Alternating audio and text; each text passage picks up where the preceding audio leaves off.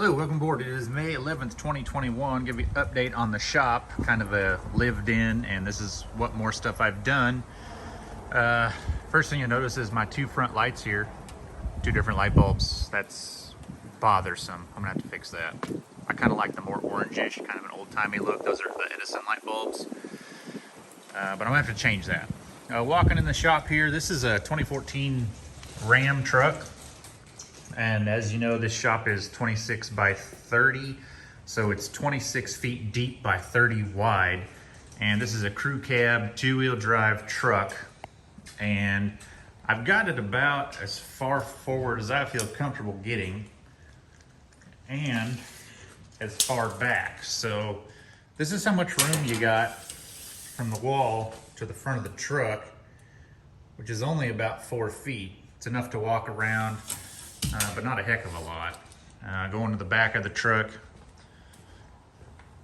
got from the shortest point, looks like about 32 inches. So once again, you can walk behind it, just got to watch the trailer hitch.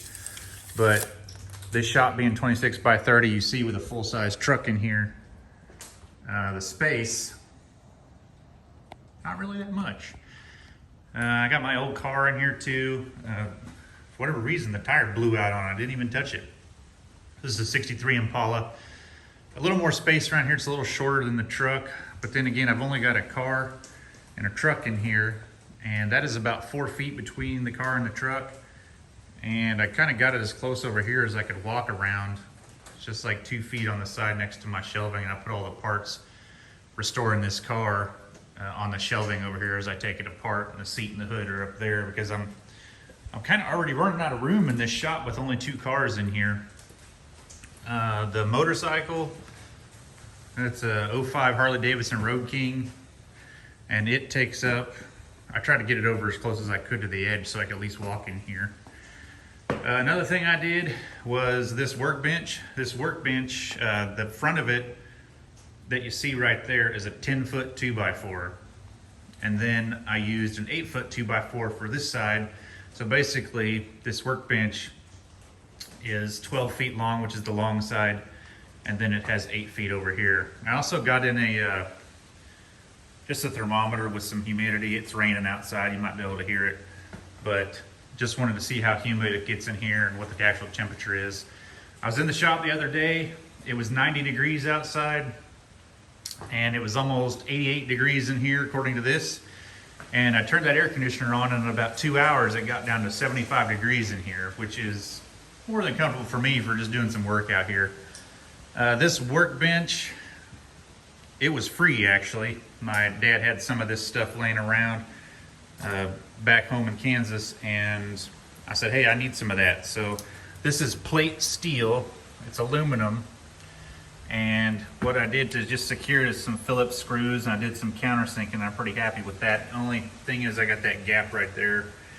And I got my grinder out because I'm not real sure how to finish the top of this, because this is what it looks like raw. And then I'm trying to figure out what to do with this.